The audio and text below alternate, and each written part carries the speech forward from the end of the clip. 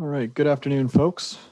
As I mentioned, my name is Mark Nardi. I'm a communications officer with the City of Kingston. I'm going to be facilitating this consultant-led open house. So it's 6:01 now, and I'm going to go ahead and get things started. We currently have 16 members of the public who are joining us, with a few other individuals who may be stopping by. So we'll get started with the introductory remarks here. So first and foremost, again, welcome to the 998 Highway 15 open house. This is a consultant-led open house and is not a statutory public meeting. So while City Communications will be facilitating questions and answers, it will be entirely run by consultants. Today's session will be live streamed and as a result will be recorded on the city's YouTube page. So please consider that when you're asking questions or sharing comments. Please do not share any personal identifying information. And your video, microphone, and chat features have all been turned off upon joining this webinar for your own privacy. If you choose to ask a question, you will be invited to unmute yourself later on. Sometimes technology troubles happen, and we have a list of common challenges that you may encounter on our Get Involved page at Get Involved Kingston, including if your video and audio is not working. At this point, though, oftentimes your best chances are just to leave the webinar and rejoin during the link. Registration isn't required for this open house, so you can go ahead and use that same link that you've got. You can also call into the meeting using the number noted on the screen here and the ID noted. We recommend that you actually jot that down just in case. And again, if you call in, you can still use the raise hand feature to share comments or questions. And if you're just watching, you can also follow us on the city's YouTube page as well. For this session, we will have two means of asking questions. So the first is you can use the Q&A tool. So that's just on your Zoom taskbar there. And if you use the Q&A, you can open that up and actually type in your questions. Your name will be visible to everyone attending the session. And the other option is that you can use the raised hand feature to raise your hand and share a verbal question or comment. At this point, and we'll cover this later on, we are going to have a separate question and comment period. So just bear that in mind as well. The guidelines for participation are now on the screen. And if there's nothing else that any individuals would like to have asked or added to this, we can proceed with the session. We're going to ask that if anyone, the guidelines for participation frame all of the city's online public engagement activities. And we ask that if you're not in agreement with anything, just please use your raised hand function. We can address it appropriately. Seeing no raised hands, however, I can go ahead. So I'm going to go ahead and pass this over to Jen with the FO10 team, who is going to take us through the presentation for 998 Highway 15. You can go ahead. Great. Thank you very much, Mark. And good evening, everyone. My name is Jennifer Wood. I'm a planner with FO10 Planning and Design. And I'd like to thank you all for being here tonight for this public open house. I'm going to be walking you through a brief presentation and helping with answering any comments or questions. Next slide, please, Mark. So tonight is an information session on a proposed new subdivision on the former quarry lands off of Highway 15. I'm aiming to get through my presentation by 6:15, which will give us about 45 minutes for questions and comments. But I wanted to first emphasize that we're still very early in the planning process, and this is just the first of many opportunities to provide input. City planning staff are present this evening and are here to listen and take notes. You can provide input at any time during the planning process to planning staff, and we'll also have an opportunity to provide additional feedback at the public meeting, statutory public meeting, which is happening next month. So if we don't hear from you tonight, or if you're listening in on the live stream and you have questions that come out of this session, there will still be opportunities to provide comment. In addition to myself, we have multiple team members here tonight, including project team engineer Kyle Nielsen with Forefront Engineering, and also representatives of the developer, including Barry Smith and Doug Haight, who are both with Tamarack. And they'll be assisting me as needed with answering more of the technical side questions or comments that you might have. Next slide, please. So the municipal address of this property is 998 Highway 15, which operated as a quarry up until 2004 and is now intended to be redeveloped with a residential subdivision. Applications have been made to the city at this point, including an official plan amendment, a zoning bylaw amendment, and a draft plan of subdivision. So these applications are required in order to establish a new planning framework to guide the future redevelopment of the quarry site. Next slide, please. This is a concept plan showing the proposed subdivision layout, just to get you oriented. So the site is outlined in red. Highway 15 abuts the property on the right side, which is the east side, with Greenwood Park to the east of that. The Cataraqui River is to the left or the west of the property. To the north is the Riverview subdivision, and to the south is undeveloped land owned by someone else. So one of the first things that we do when we're designing a new subdivision is we identify site constraints and also features that need to be preserved. So in this case, we knew we'd have to integrate a 30-meter shoreline buffer or setback to provide an area of environmental protection, as well as to help screen view of any new buildings from the Cataraqui River, which is part of the UNESCO World Heritage Site of the Rideau Canal. So this 30-meter buffer or 30-meter setback is that lighter green area shown on the concept plan along the left-hand side. So this will essentially be like a no-touch zone moving forward. We're also faced with significant topographic challenges, as I'm sure you can imagine, as we transform a former quarry into land that's suitable for development. And we have to consider how to creatively and safely develop a subdivision within quarry walls. So, once we confirm our areas of preservation and constraints, like the topography and grading of this site and the quarry walls, we can start filling in what's left over with new uses, such as dwellings and parkland. It was an early priority for us to include a park located along the water, which is shown in the top left corner of the concept plan in a somewhat darker green color. To the right of that is a blue block, which is a stormwater management facility.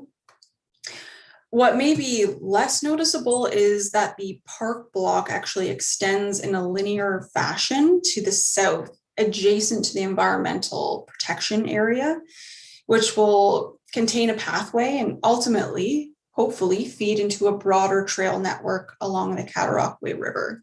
So we have that minimum 30-meter buffer in the light green, which is a leave as is, no development, no activity. Beyond that, we have a linear park with trail.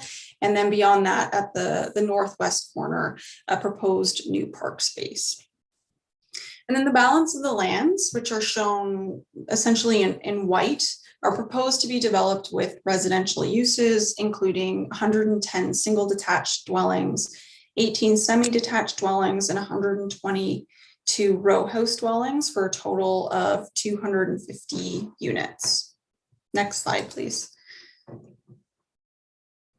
Like I said, we're still in early days, but we did want to provide sort of a flavor for the types of dwellings being proposed with some samples of the builder's products. The top row shows some examples of what the single detached dwellings might look like, similar products to what these developers are building elsewhere. The middle row includes some samples of semi-detached dwellings, so 2 units that are attached side by side. And then the third row of pictures illustrates some sample townhouse dwellings or row house dwellings. Next slide, please.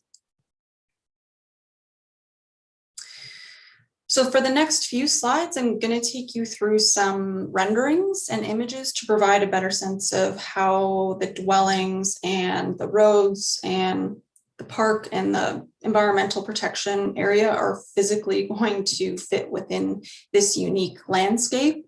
And a lot of this imagery is provided in the planning documents that were submitted in support of the application, so they are available to access after today.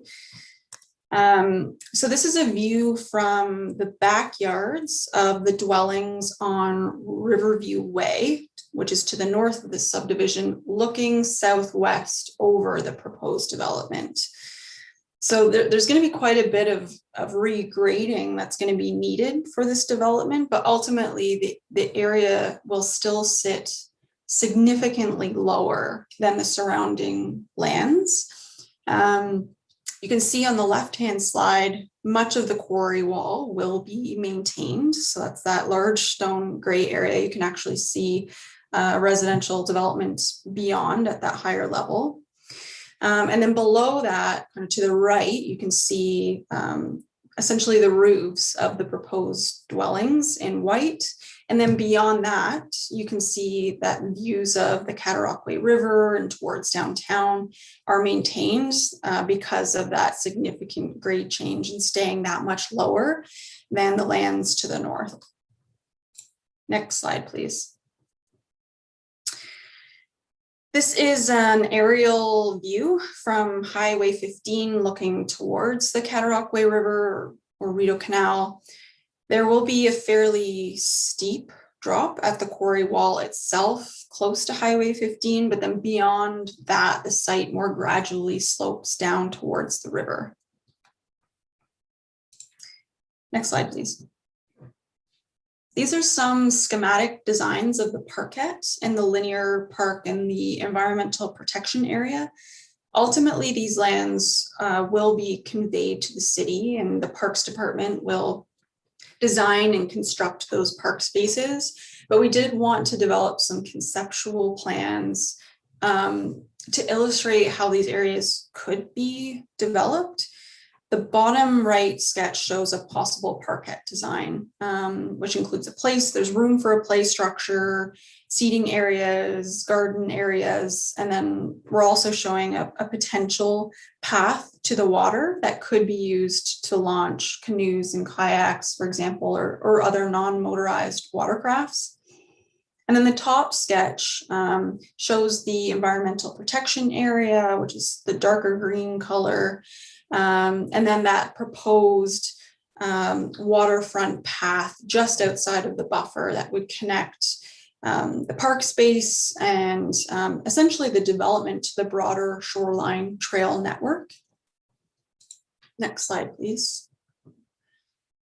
So this is a view along the linear park trail looking north, with dwellings shown on the right side. So at this point of the path, the dwellings are slightly elevated above the path system and would have to be retained. And as you move further north, that grade change levels out to be fairly level with what would be the linear park trail. And then on the left-hand side, the vegetated area would essentially be that environmental protection area, that buffer, that no touch zone, no develop zone. Next slide, please. This is a view looking south along Street B. So Street B is a street that runs closest to and parallel with the water. And then you can see sort of how the road network and the sidewalk network would integrate and connect to that park block, which you can see on the right-hand side. Next slide, please. This is a view from the Cataraqui River or the Rideau Canal looking towards the development. So one of the first groups that we met with was Parks Canada, as they're the regulating body for UNESCO World Heritage Sites.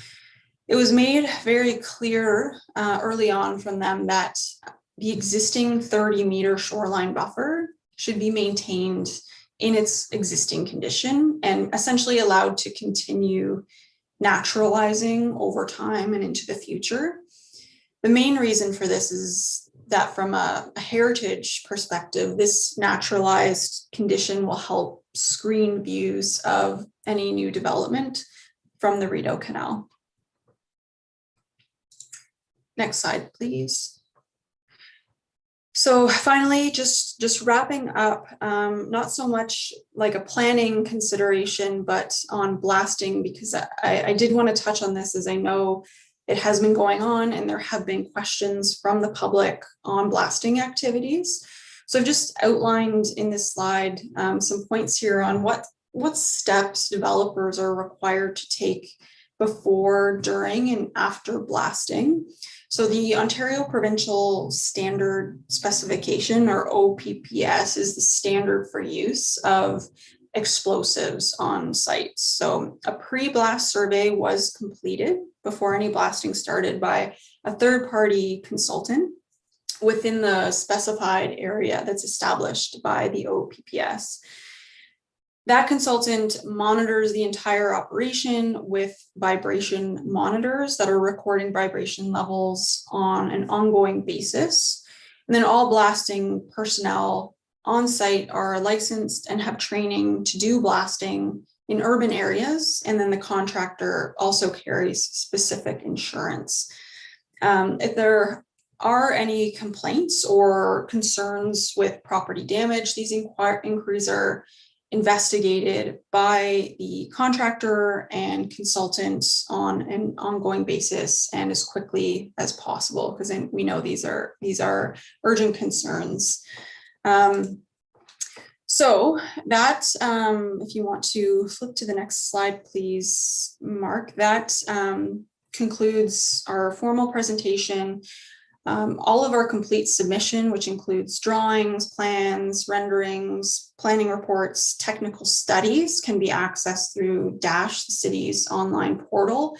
If you're looking for more detail and to see these plans and these renderings again, and we'd be happy to answer any questions. Thank you. Thanks, Jen. So we do have a few questions here. Just as a friendly reminder to everyone, you can use the Q&A tool at the bottom. You can also use the raised hand feature, and we will ask you to unmute and you can share your question. There's going to be a separate comment period after, and if we're unable to answer all your questions, we can put you in contact with the team who can then answer them.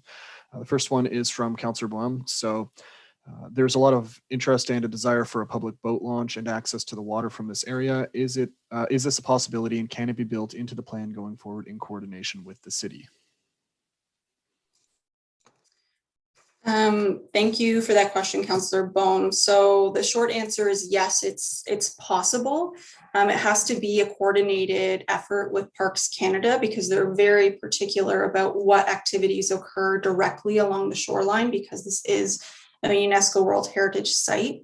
We did meet with Parks Canada on site. There is an existing path in the northwest corner of the site down to the water, and they were not concerned. Parks Canada wasn't concerned with maintaining that access and formalizing a small launch dock area for non-motorized watercraft. So ultimately, those lands will be conveyed to the city along the shoreline, but that is something that we've already been consulting Parks Canada on, and we'll be discussing further with the city to, if there is a strong interest from the community, to have that amenity. Great. And another question, will residents be able to have access to the slides? Just to confirm that. I have no concerns with the presentation being shared.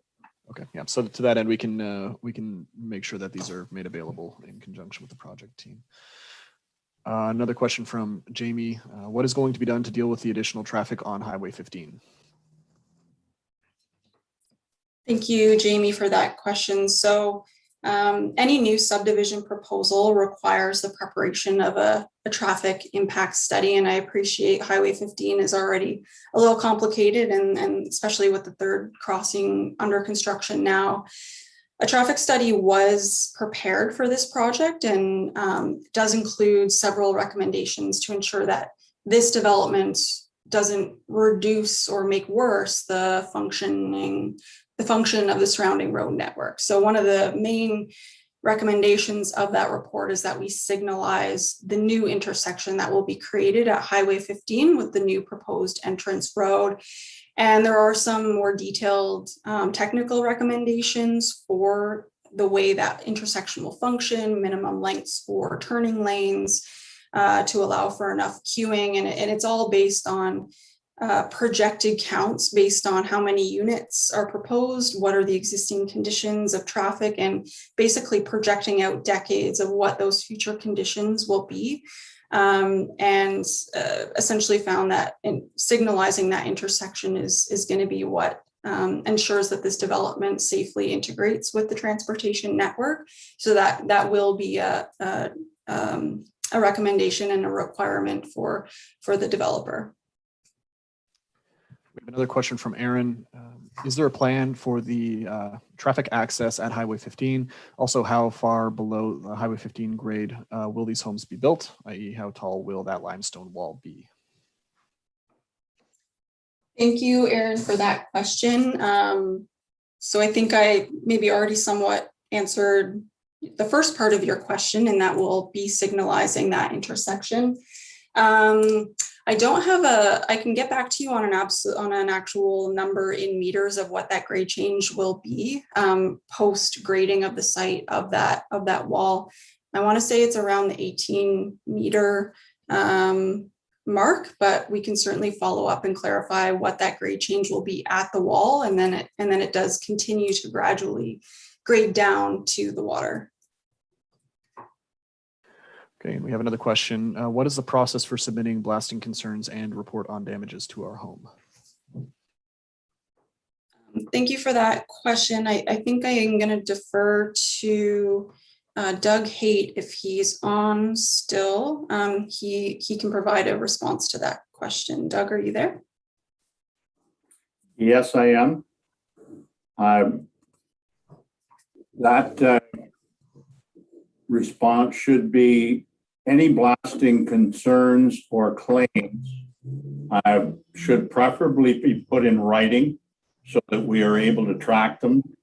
And if there are in fact any damages, so that we have information to turn over to our insurers to follow up on.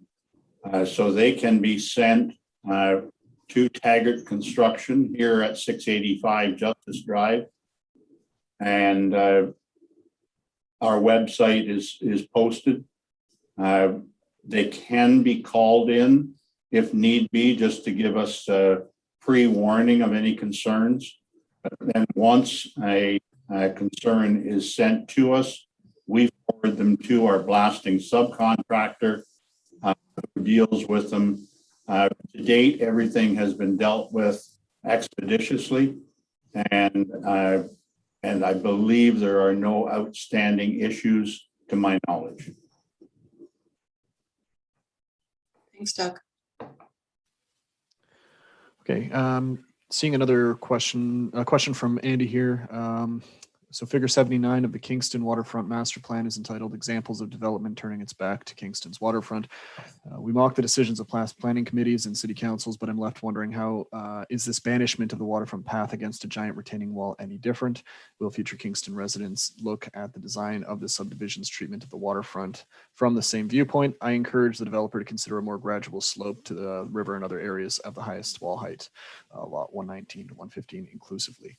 I recognize that that's also partially a comment. Not sure if you have anything to add there, Jen. Yeah, thank you, Andy, for that comment. We are fairly preliminary in the detailed design, and so the grading still needs to be fleshed out more. But we can certainly look at ways of it. I mean, it's a difficult, challenging site. It slopes east, west, and north, south. So we're trying as much as possible to spread out the slope to make it as safe and accessible a site as possible, and to minimize large walls as much as we can. So your comment is noted, and we'll certainly look at ways of, through the detailed design, softening that edge between any retained area and future public space, including that linear park and the environmental protection area. We have an additional follow-up from Councillor Boehm. So in relation to the boat launch, what can the community do to support this? We lack a motorized boat launch over here. What would it take for it to be a full boat launch? I would suggest if that is the desire, that members of the public follow up directly with city staff to indicate support for that proposal, because ultimately, like I said, those lands will be owned by City of Kingston and programmed. So ultimately, they will be the ones who can integrate any of those amenities, in consultation, I think, with Parks Canada, to ensure we're not going to create any adverse impacts on the heritage resource. Okay, great. We have a question from Rob. He said that all materials are available on Dash. So why do we need to use an FOI, Freedom of Information request, to get archaeology and environmental studies? If those materials are not available online, we can certainly work with any members of the public to make sure they can obtain access to those documents. And two more follow-ups here from Rob. So what is the plan for new schools and other services?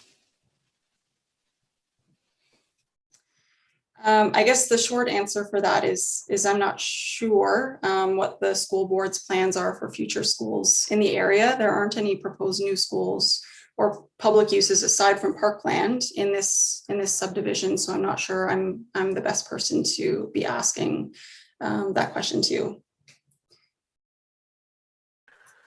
Okay, and given that the river is an EPA or ESA and a UNESCO World Heritage Site, can the city please require a greater than 30-meter setback? 30 meter or 100 feet is not a long enough buffer. Again, Rob, recognizing that that's also a comment in there, so we can make sure that that's retained, but I don't know if you have anything to add there, Jen. I'll take note of that comment. Thank you. 30 meters is sort of the standard requirements that Parks Canada, that's part of Parks Canada policy, but we can certainly take that comment back for consideration.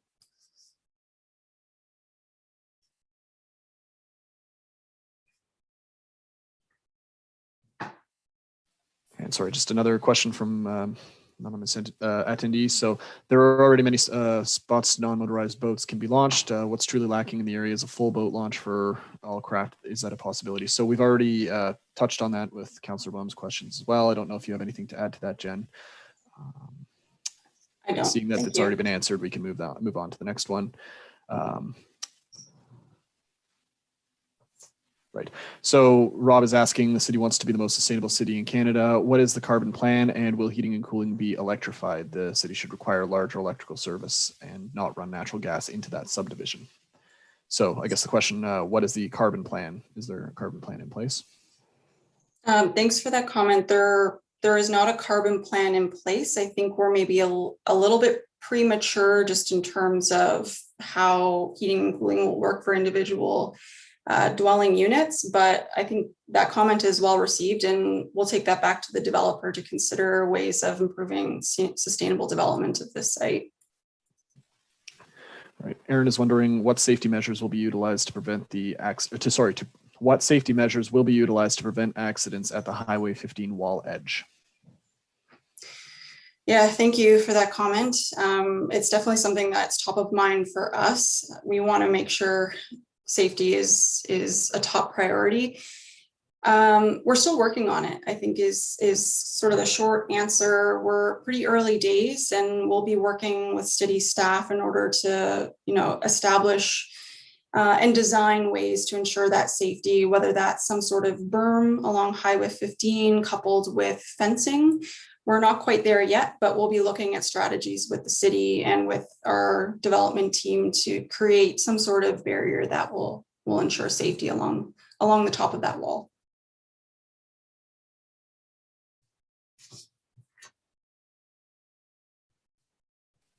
Question from Karen. Transit factors into the overall traffic plan, yet the distance quoted at 420 meters to Highway 15 at Rose Abbey and 800 meters to Gore Road. How were these measurements taken?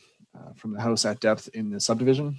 What pathways and pedestrian routes were utilized for the distance measurements?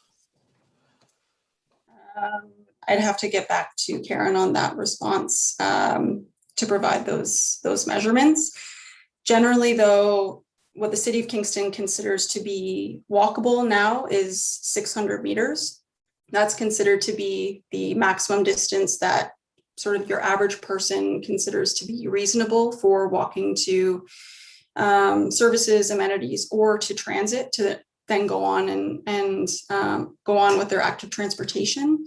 So certainly I think most of the development is within 600 meters of a transit stop. And just a reminder that since this is a consultant-led session, we feel free to follow up with the project team and we can put you in contact for any follow-up questions as well. Rob is asking, will the stormwater pond pinch the trail?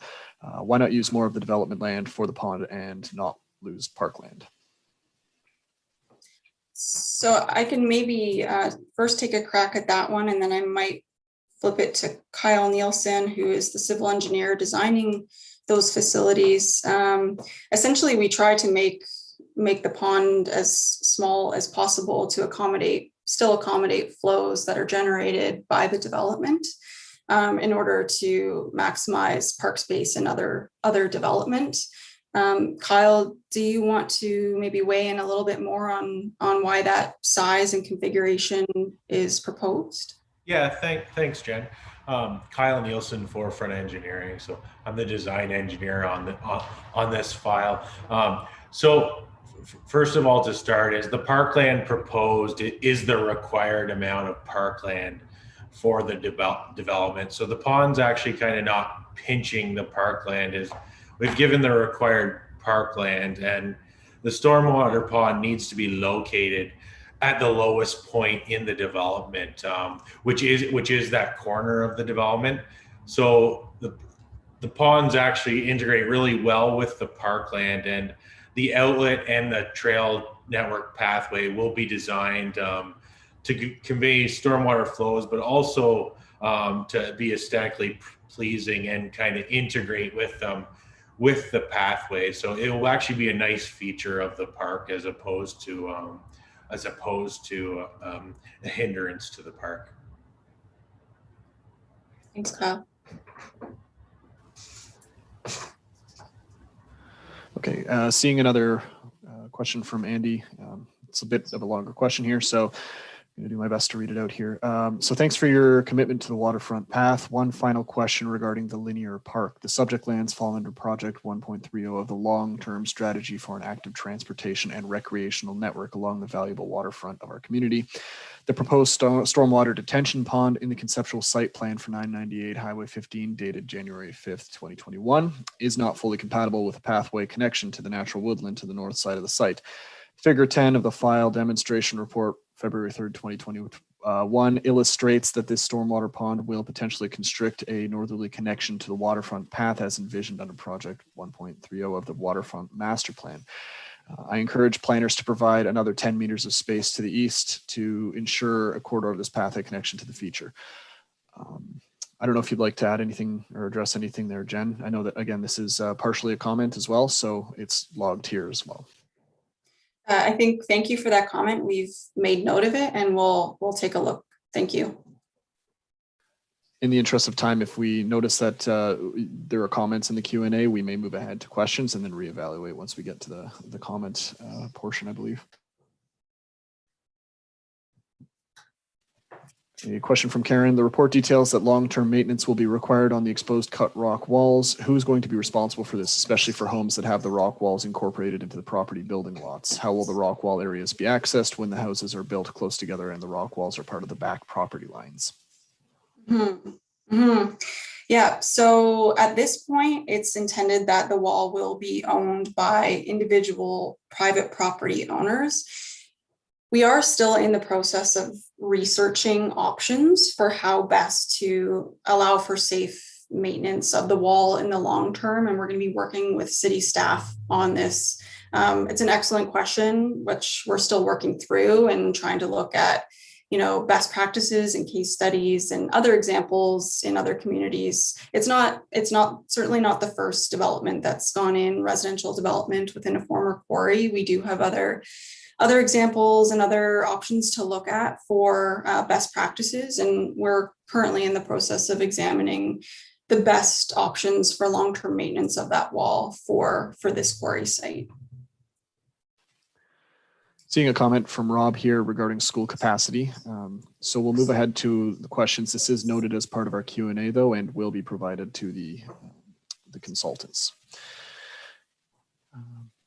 As we have seen in Greenwood Park, sorry, question from Martin. As we have seen in Greenwood Park, the environmental area or conservation area has been greatly affected by human incursions. There are paths on the wooden areas in the creek that are used as a playground, killing plants and animals. Is Tamarack and the city considering how to protect the shore in the area? Considering how to protect the shore area if they build a path. Right now, there's debris from construction getting already in the water because of the current construction in the North Quarry. Mm-hmm. Yeah, thank you. And I think it'll ultimately be a bit of a team effort with City of Kingston, who will become the future owner of that waterfront park path.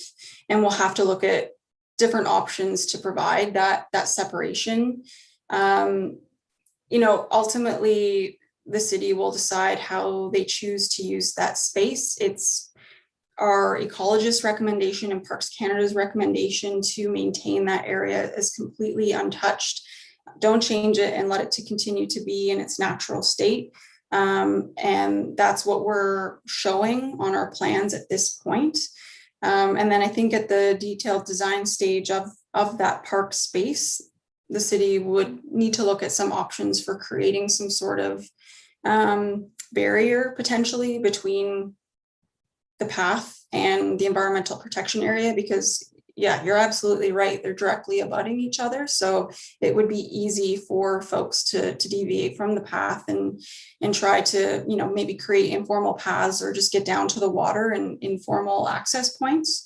So I think that point is well taken. And in the future, when that is designed in more detail, we'll have to look at those barrier requirements.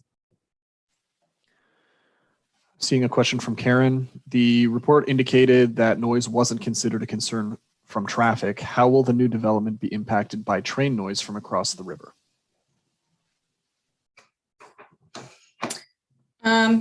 Thanks, Karen. I would have to, I think, consult the noise consultant to find out if train noise was considered as part of their assessment. I know there are very standardized requirements based on ministry guidelines for what noise studies are required to look at. Of course, trains are extremely loud and sound travels really well over water, so it may be a bit of an impact, but I think no more of an impact for this development than any other development or subdivision being developed along the river in this location. And seeing another question from an anonymous attendee. What is the anticipated grade change from the existing floor of the quarry? How much blasting is anticipated to adjust the existing conditions to make the site suitable for development? Put you on the spot, Kyle. Are you able to comment at this point on the extent of the grade change? So again, we're in the early stages and we've completed some preliminary grading. Jen spoke to the wall height kind of appropriately before. Basically the highest point of the wall anticipated is about 18 meters. Now that's good. That will teeter down to 10 to 12 meters in certain sections. The quarry floor will be raised up between 2 and 5 meters, kind of above the flat section, not the wetted area. Obviously, it requires much more material in that area. And then as far as how much blasting we anticipate probably blasting for about another month or two to fill the center area of the quarry. There may be blasting required in the future for future pipe constructions and minor grading revisions. And another question, what additional provisions, materials, strategies will the developer take to minimize the spread of fire within a confined space of a housing development with only one real evacuation route out of the site? Jen, I could take this one if Sure. you want. Yeah. Thanks, Val. So this site does have a single entrance to the site. it's difficult from a single access point of view, as we want to make that road network and the sidewalks accessible as possible. That's why in the one slide you saw tonight, you saw the retaining wall down between the park buffer area and the backs of those lots, because we're trying to minimize the slope of that road to about 5% to allow it to be readily accessible. With that entrance road, what we're doing is in one of the boulevards, we're proposing a multi-use pathway that will integrate as a secondary fire access in case there is a service disruption within the road, to provide the second point of view from a safety point of view. Okay, and another question from Rob. The Tamarack developed the townhomes on Riverview, and sometimes there are 4 to 5 cars in the driveways. Cars park over the sidewalks. In the wintertime, it is not a very pedestrian-friendly area. What will Tamarack and or the city do to make sure there is adequate parking, bylaws are enforced, and that the neighborhood is pedestrian-friendly and not car-centric? So parking will be provided on site for all the new dwellings in driveways and in garages. So, there should be sufficient parking for at least each household's needs. In terms of overflow parking, visitor parking, I think, as is the case with any subdivision, those matters, and any on-street parking issues will have to be kind of dealt with from, as you say, an enforcement point of view. And I think city staff are here tonight and are hearing this, and I think are taking note of those concerns, both for this site in the future and for the surrounding area. Yeah.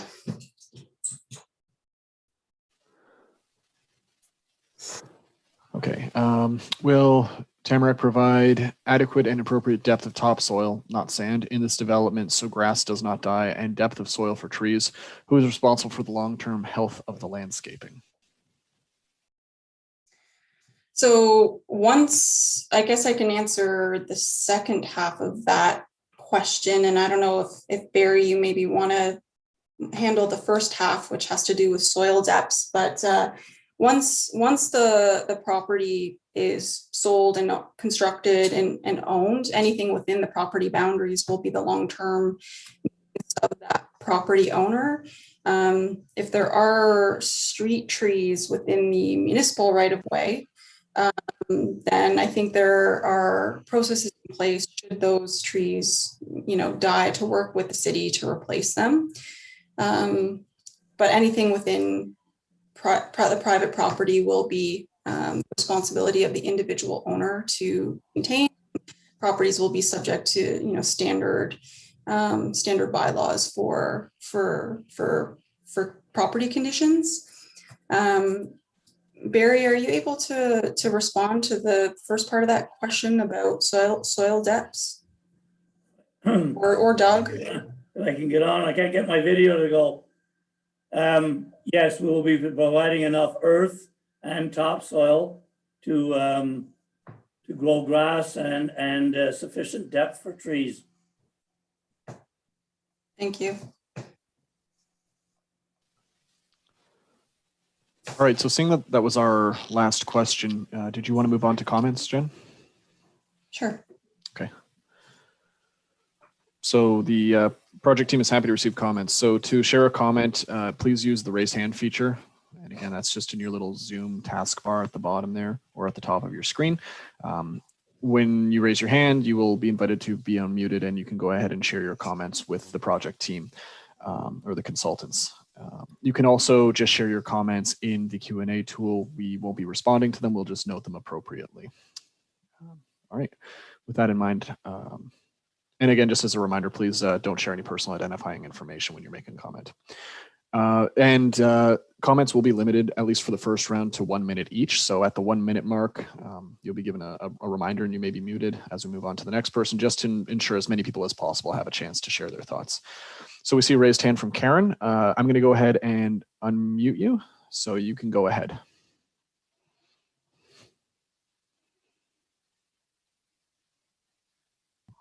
Can you hear me now? Yep, we can. Okay, great. Regarding the traffic impact study, the only dates I could find for that was that it was prepared, and I assume the information was collected during 2020. Was any accommodation made for the fact that 2020 was a very exceptional travel year, given the COVID epidemic and the number of work from home and other orders that were put in place? So your numbers are incredibly faulty, and I would not stand by it, given that I've driven many times during the morning and the afternoon on Highway 15. There is nothing but a chronic backup along Highway 15 in the morning, traveling southbound, which is hit at the Grenadier and intersection, along with Medley Court and LaSalle Secondary School. Adding any more subdivisions is going to make this even worse.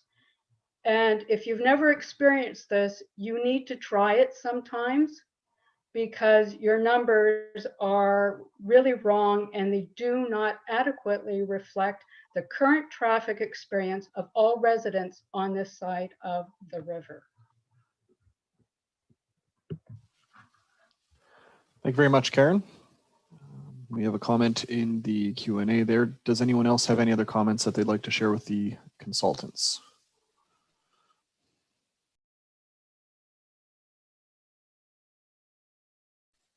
See a hand from Lori. I've invited you to go ahead and unmute yourself.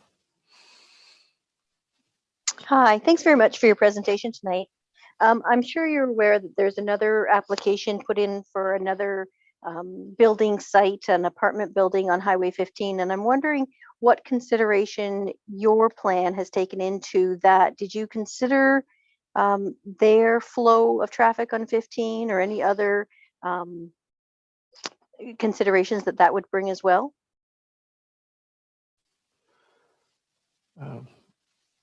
So seeing that this is actually one of the only comments we have on the go, Jen, I don't know if you wanted to step in and address part of that, or. Hi, Lori. Thank you very much for that comment and question. I'd have to go back and check the traffic study and consult the traffic consultant. It kind of depends on how the analysis and data collection timing lined up. But if that project included a traffic study that's now publicly available, we can certainly access that and have our traffic consultant look at it if they haven't already, and ensure that that data and those counts are considered and compounded with our counts as part of this traffic study.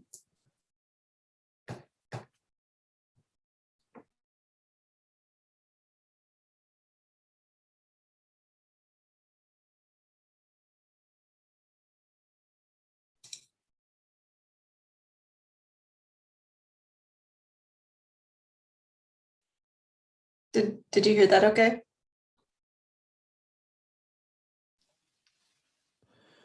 We're seeing a Yes, few. thank you. Okay, thanks. Seeing a few questions here as well. Do you want to just go back and forth between questions and comments? Jen, would that be all right? Sure. Yeah, so I guess we have another question here. This is unrelated to the new development. However, there's a large pile of rock and dirt on the corner of Waterside Way and Riverview Way where the future park will be located. This is dangerous and needs to be removed. Many houses back onto this pile, children play on it, and pedestrians walk past it frequently. What is the timeline for the eradication of this obstruction? It looks like a question for city officials more than FOTEN. Not sure if anyone is able to answer that at this point in time. I think city staff were planning to mostly observe this meeting, but I think they're here and are taking note and potentially could, if you could follow up maybe separately, staff, they might be able to provide you some response there. To that point, we'll have contact emails at the end of this presentation as well, so you can reach out that way.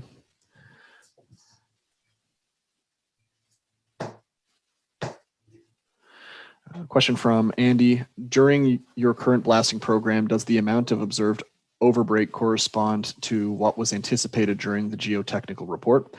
any considerations for long-term rock slope stability? Doug or Barry, are you able to comment on that question? I can hear it one more time if that would help. No, I can comment somewhat on that as far as we are dealing with geotechnical consultant on long-term durability of any open rock face, and the blasting techniques have taken that into consideration to give as solid a face as possible during the blasting operation, and then there will be further mediation to limit the amount of any possible failure in the rock face, depending on how it turns out after the blast. And we will be following the recommendations of our consultant.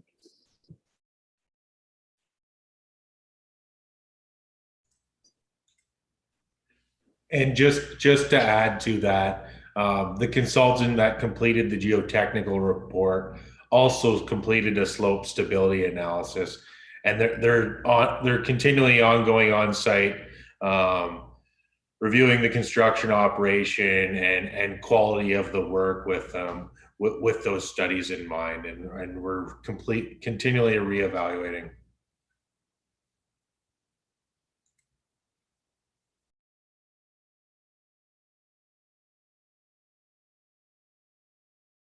We've got an additional question here. What type of sewage system sanitary waste system is required to service the new subdivision? It appears to be planned for the Riverview subdivision.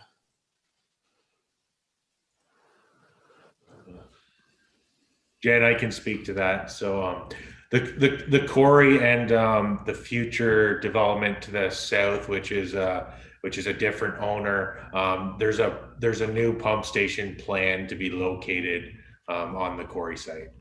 So it will be a municipal sewage system, not interconnected with the Riverview system.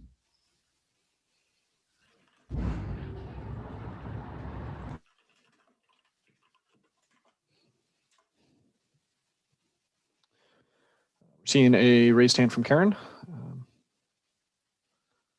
Asked you to unmute Yes. yourself. You can go ahead. Hi, I have sent in a complaint letter by email to Taggart regarding the blasting and the damage to my house that has been sustained. It was forwarded on to Frank's Drilling, and I did get a phone call from the owner 24 hours later. However, his investigation and or dealing with the complaint basically told me that I was lying, that they continually receive comments and whatnot from people living in the area, blaming any previously sustained damage conveniently on them. Personally, all of this damage has been directly attributed to the blasting, as any visible damage I had repaired completely by a trained professional contractor last July. Also, I have also been blown off by Taggart saying, well, maybe you are on a fault line and therefore you're feeling the vibrations a little worse in your house. I have a record of every single day of every blast and of every vibration and how it felt within my house. How am I supposed to submit another complaint and property damage and otherwise that is going to be taken seriously by Taggart? What more information do you need? And what means do I have to send it in? And how soon am I going to get somebody out here to have a look at it?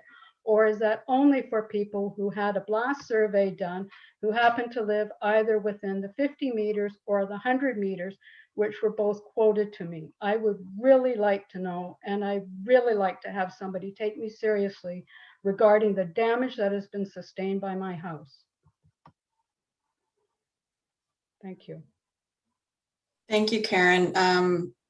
And appreciate you voicing those concerns. And I'm thinking maybe we can connect offline with Taggart and have further discussions about these concerns.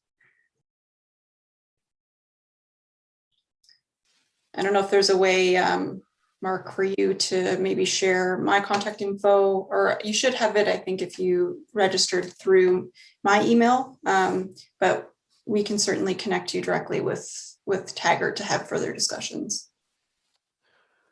If you wanted to send a message to the consultants just using the chat in Zoom, we can also just send you a message back with any, or I should say the consultants can also send you a message back with any contact information. So that's another option for you there. That's would get you immediately in touch with us.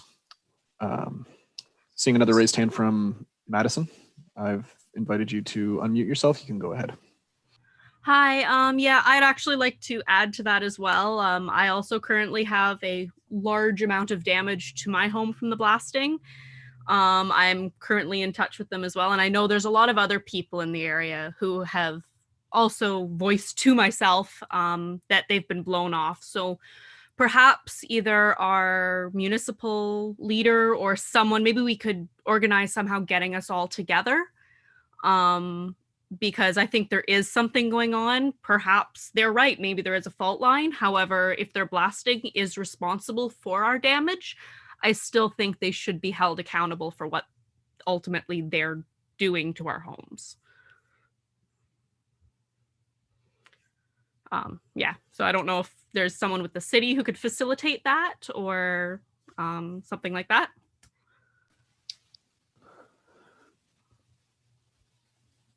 Thanks very much for your comments, Madison.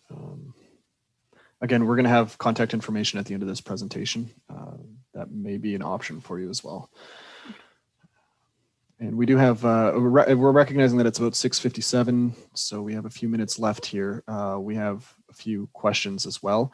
So is, I guess one question, if blasting is being monitored in accordance with professional regulations, should you be able to feel the blasts in your house that's nearly 1,000 meters away? Yeah, I guess it's another blasting inquiry. I'm not sure if the project team would be able to answer that. I think at this point, with respect to blasting, we've heard these concerns, and we're going to work with the city and with the developer to touch base with these folks to answer any of these questions and have further discussion on concerns with property damage. So if we can just make sure we make note of everyone who provided this feedback, please.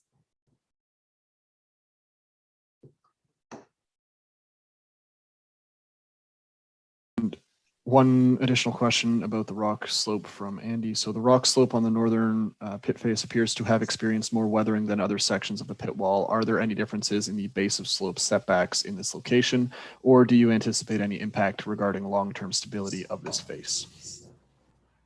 Hey, Jed, I can take this one. Just like we said before, the geotechnical consultant completed the rock stability and slope stability analysis, and we're evaluating each condition as we come across.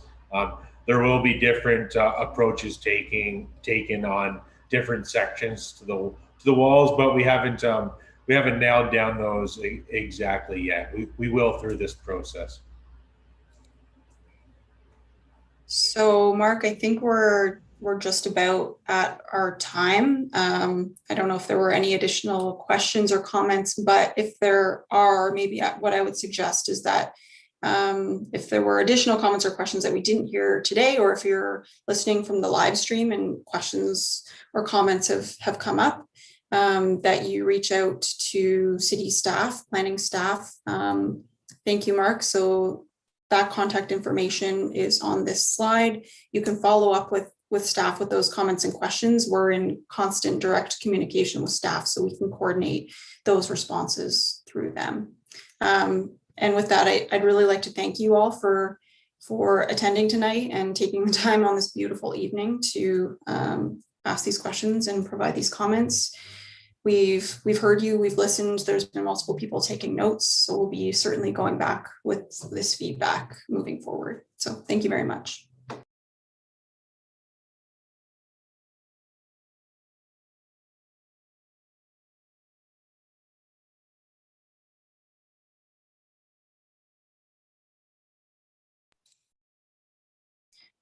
Over to you, Mark. Great, thanks very much. So again, from the facilitation standpoint, just thanks everyone for attending today's consultant-led session. So a recording of this will be available on the city's YouTube page. It will just be the live stream. You can review it at any point in time. Other than that, there are some contact information, as mentioned on this slide here, for city staff. If you would, thank you again for coming out, and we look forward to hearing from you. Have a great evening. Thanks, Mark. Thanks, everyone.